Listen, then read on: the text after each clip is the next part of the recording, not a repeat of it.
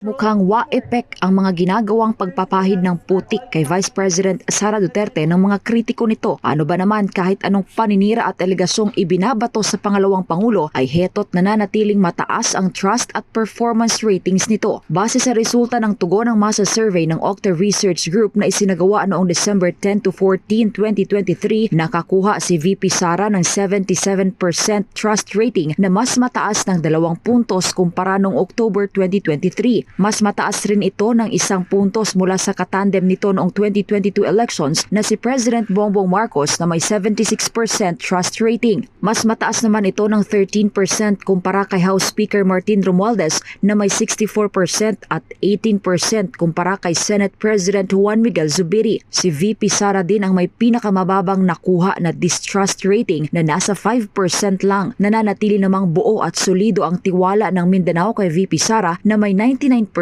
Sinundan ito ng Visayas, Balance Luzon at National Capital Region. Pagdating naman sa performance rating, nangunguna rin ang pangalawang Pangulo sa top officials ng gobyerno. Mayroon itong 75% rating na mas mataas ng 5 puntos sa naitala nitong 70% na performance rating noong October 2023. Sinundan naman ni VP Sara si PBBM na may 71%, Speaker Romualdez na may 65%, Senate President Zubiri na may 60% at Supreme Court Chief Justice Alexander Hesmundo na may 18%. Narito naman ang ilan sa mga pahayag ng ating mga kababayan sa performance rating ni PBBM at VP Sara.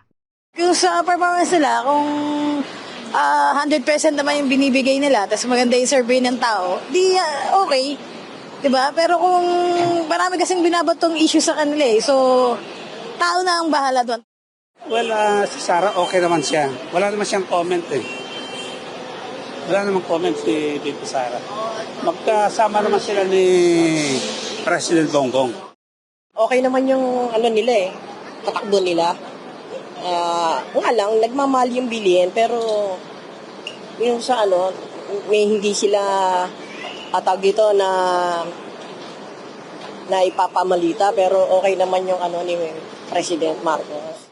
Isinagawa ang naturang survey sa 1,200 adult respondent na may positive-negative 3% margin of error.